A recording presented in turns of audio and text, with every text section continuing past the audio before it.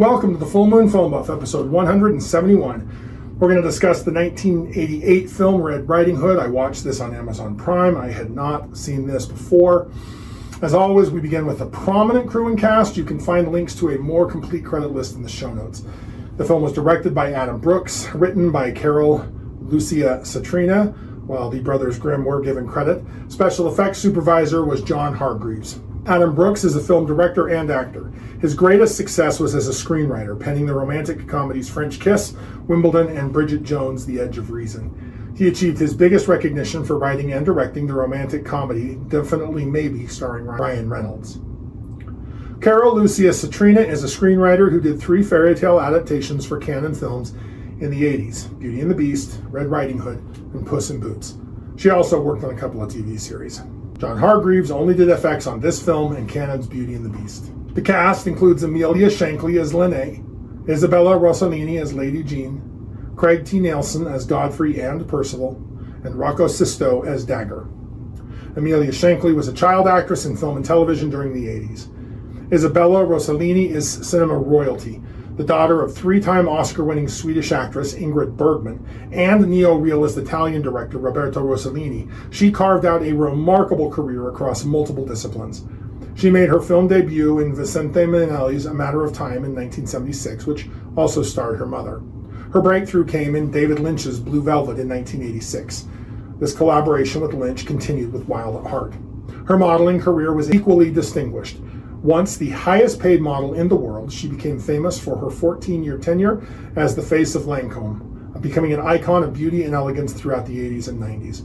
Other film work includes Death Becomes Her, Fearless, and an Oscar-nominated role in Conclave. Craig T. Nelson was an LA-based comic and gag writer before making his acting debut in 1971. After largely minor roles throughout the 70s and early 80s, Nelson achieved his breakthrough with a Primetime Emmy Award for Outstanding Lead Actor in a comedy series for his role as Hayden Fox in the sitcom Coach, which became his signature television role. Other notable TV parts include The District, Parenthood, and Young Sheldon and its spin-off, Georgie and Mandy's First Marriage. His filmography includes memorable roles in Stir Crazy, Poltergeist, Turner and Hooch, The Killing Fields, The Devil's Advocate, and The Proposal. Nelson topped off all this success by voicing Bob Parr, aka Mr. Incredible, in Pixar's The Incredibles and Incredibles 2, and a host of video games and other places. Rocco Sisto built a distinguished career across stage, film, and television. His Broadway credits include Amadeus, A Month in the Country, and To Be or Not to Be. On television, he played the young junior soprano in the HBO series The Sopranos, and has appeared in Star Trek The Next Generation, Law & Order and spin-offs, CSI, Blue Bloods, and Madam Secretary. His film work includes Donnie Brasco, Frequency, Eraser, and Carlito's Way. I barely recommend this one, but with major caveats. If you're looking for straightforward fairy tale adaptation, look elsewhere. But if you want to see what happens when Canon Films throws Italian opera sensibilities, 80s musical theater, and medieval fantasy into a blender, then this is worth your time. It's more weird than good, but sometimes that's exactly what you need or want. This could very easily be mistaken for the 2006 film Red Riding Hood. Don't. This one's better. Menachem Golan and Yoram Globus, the Israeli cousins who ran Canon, were known for their throw-everything-at-the-wall approach to filmmaking. The movie was filmed in Israel, which does give it a visual flavor that's neither traditionally European nor American. The production design has this dreamlike, almost surreal quality, setting it apart from other fairy tale adaptations. Interestingly, Isabella Rossellini was already an established model and actress when she took this role, having appeared in David Lynch's Blue Velvet the year before. Her presence elevates the material considerably. The film's musical numbers are, well, let's call them ambitious. They range from genuinely charming to absolutely baffling, sometimes within the same song. Canon Films was one of Hollywood's most notorious independent production companies, known for rapid-fire output of B-movies and exploitation films during the 80s. I promise most of you fellow genre fans will absolutely have seen your fair share of Canon Films. Canon was founded in 1967 and started dissolving in 1994. But its most famous era began in 1979, when serious financial difficulties forced founders Dennis Friedland and Chris Dewey to sell Canon to the Israeli cousins Menachem Golan and Yoram Globus for $500,000. The cousins had previously worked with Cannon on the successful thriller Operation Thunderbolt, which helped establish their credibility. Under the new ownership, Cannon became synonymous with low-budget, high-concept filmmaking. The cousins forged a business model of buying bottom-barrel scripts and rushing them through production. Golan was the creative partner while Globus handled finances, with Golan spending money as quickly as Globus could raise it. Their approach was notoriously aggressive. At Cannes, they would make deals for films that were not only uncompleted, but often unwritten and maybe didn't even have a title. The company became famous for producing sequels to standalone films, knockoffs of major Hollywood blockbusters, and genre films. The studio produced films starring major action stars, including Sylvester Stallone, Chuck Norris, Dolph Lundgren, and Jean-Claude Van Damme. Chuck Norris was Cannon's only true in-house action star, appearing in their Missing in Action, Invasion USA, and Delta Force franchises.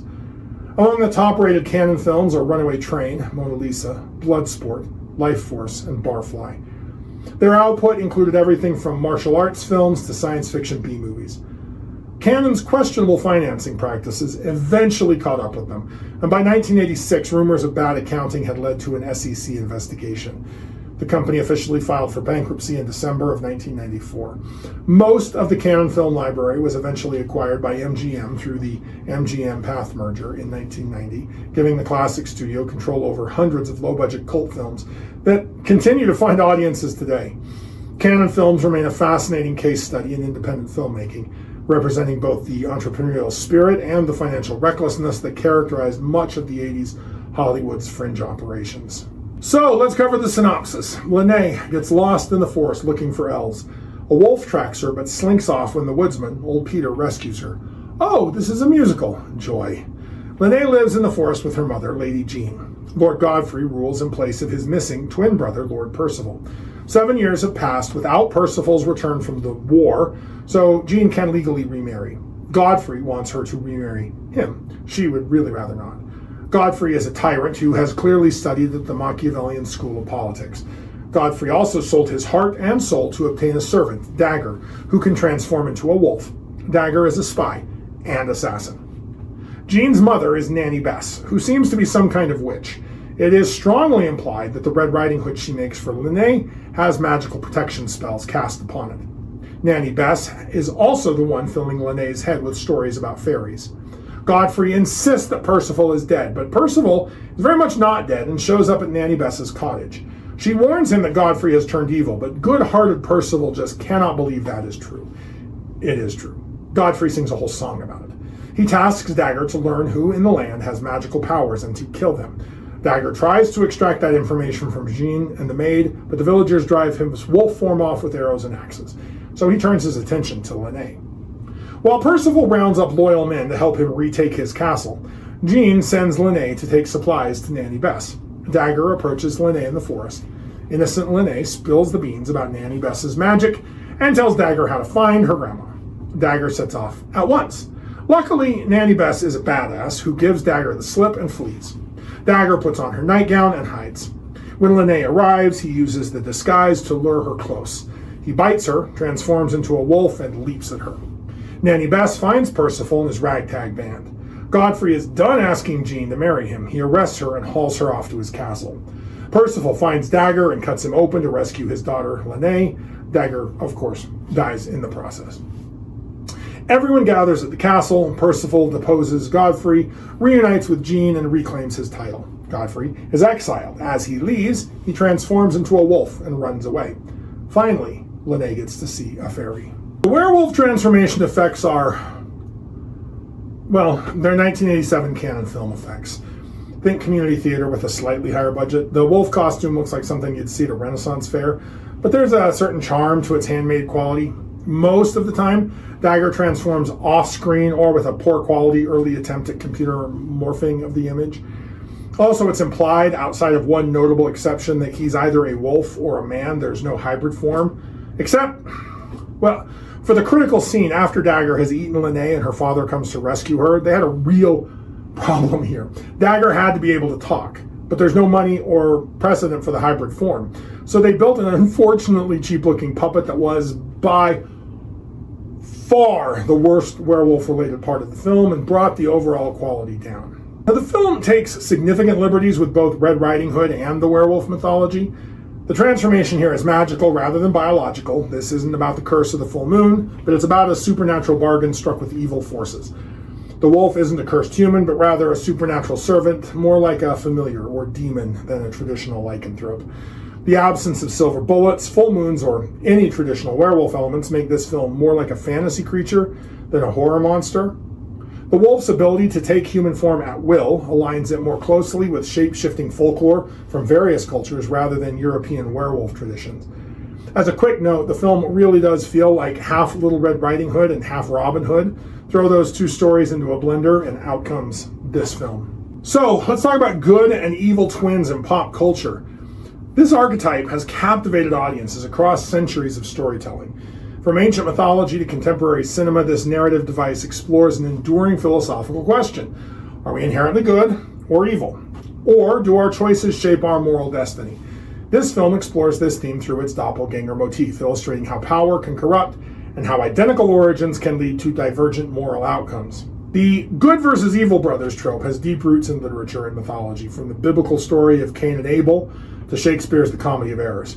The appeal of this archetype lies in its ability to represent the choices that we all face between selfishness and selflessness.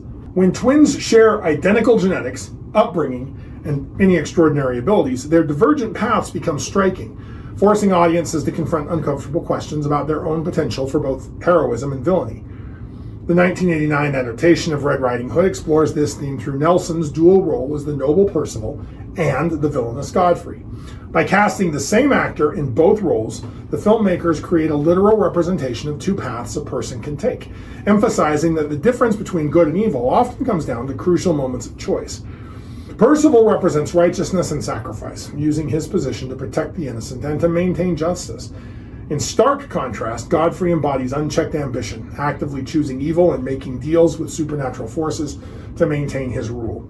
This deliberate embrace of darkness makes him far more sinister than a character who simply fell victim to circumstances.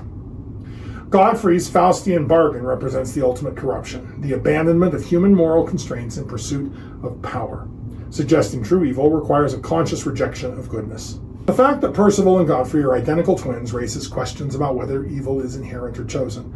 If these characters shared the same genetic makeup and likely similar early experiences, what accounts for their dramatic moral divergence? The twin device effectively isolates the variable to choice. When two characters have identical starting conditions, their different outcomes highlight the power of individual agency.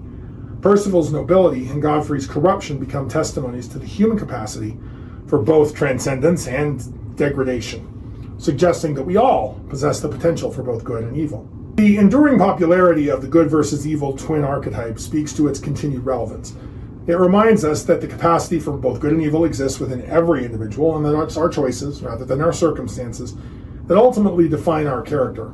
Now, modern interpretations have become increasingly sophisticated, moving beyond the simple black and white morality to explore the gray areas of human behavior, reflecting a more nuanced understanding of human psychology and moral development. So, if you like lycanthropes, like, share, and subscribe. Contribute your thoughts and additional observations in the comments below. Let me know what I missed or if you noticed something else. Next, I plan on discussing Conrad Brooks versus the Werewolf from 1994. Keep your eye on the moon, a silver bullet in the chamber, and we'll see you back next episode.